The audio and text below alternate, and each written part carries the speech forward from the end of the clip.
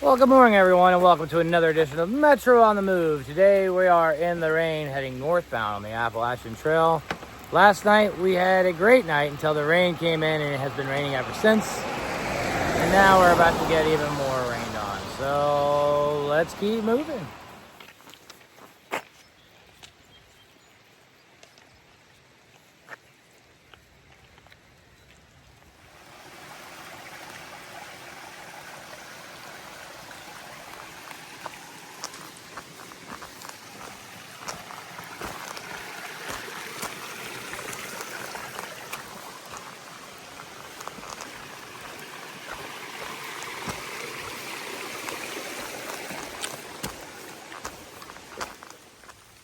Well, having a snack. No view. Snack. No view. So, the art of hiking is walking to places to have snacks. Beautiful places to have snacks. Today, it's not a beautiful view. Well guys, that's St. John's Ledges. And it's raining, man. I don't want to go down there. I want to stay on the AT. It looks slippery. I don't want to die. So St. John, I'll miss you. Whoa. This looks like the stairway to heaven. Watch your step, guys. Stairway to heaven in Alabama.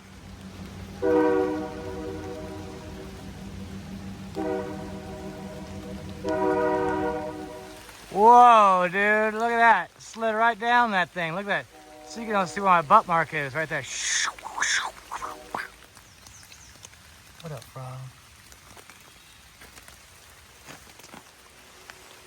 Appalachian National Scenic Trail Stanley Track Natural Area.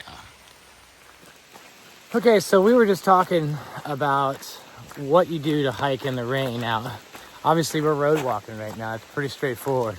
One foot in front of the other for miles. In fact, we have 2 miles before we hit the shelter. But going down the St. John's Ledges, or just these rocky areas as a whole, like I'm talking Pennsylvania, New Jersey, New York, Connecticut, there's a number of different areas where it may look like you can just hop over them, but when they get wet, it's not just basically a sure science. So we were just talking about, like, when you hike, especially if you're hiking with someone else, how you map your footsteps after someone else is going in front of you. And obviously that gives you a chance, if they've miscalculated, to adjust your stride. But what we were also talking about is when I fell 8 times in New York, I was basically getting myself, I guess, kind of worked up about my next step and slowing down. Now,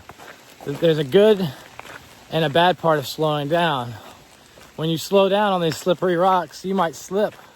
But if you go too fast, even if you might have been able to do it with the right momentum, you have no idea what condition that rock is in, and you might slip. And the thing about these areas is that there's not a lot of ways to recover. Like, if, for example, if you start to stumble, when you fall, you're going down into an area that might be just completely rocky and jagged, and you may just completely ruin yourself, and that would end your hike. So it's not just like, oh, I'll just hop, skip, and a jump, and maybe I fall, maybe I don't.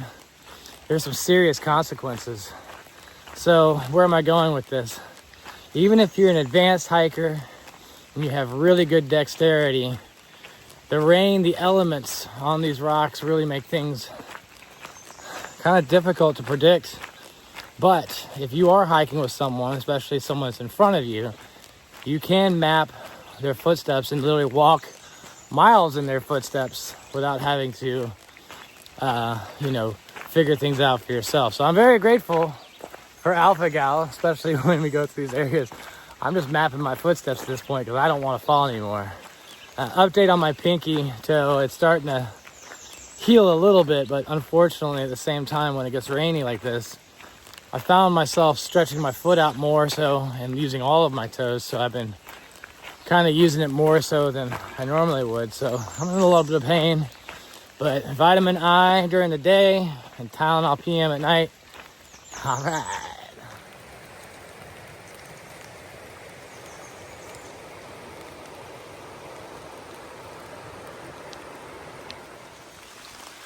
All right, guys, we are heading on down the trail, about 0.8 miles or so before we get to the shelter for a snack. Yeah, but look at these trees.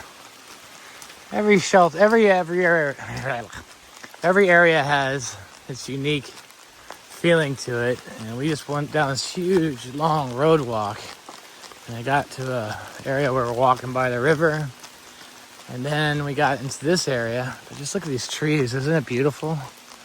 Oh, I love it.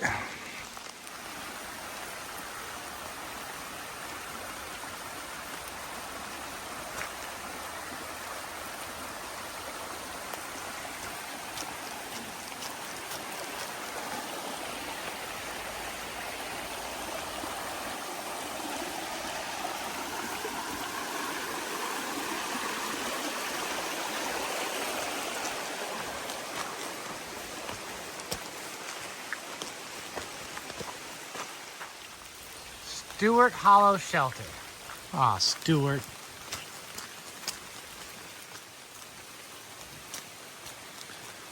The Stewart Hollow Shelter. All right, guys, we have made it for lunch. I'm sorry if my camera's a little fogged up, guys, but that's all I can do.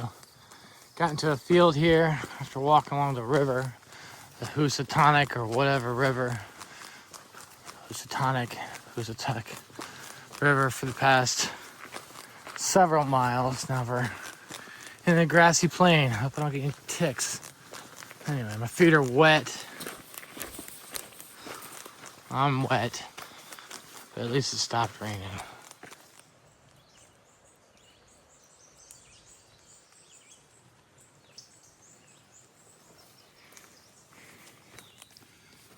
All right, guys, so I actually had to take my shoes off because the insoles were folding up on themselves.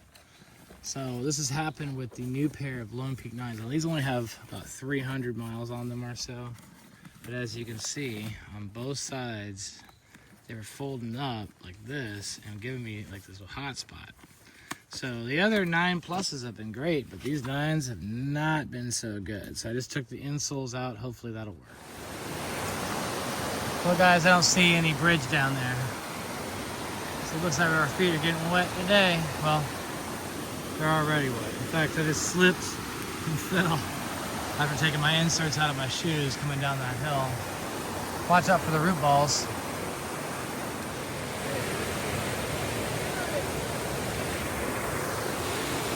Hey!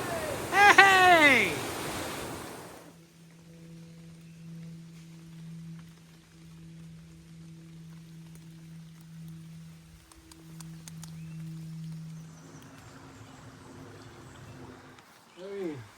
All right, guys, so we're almost to our camp spot.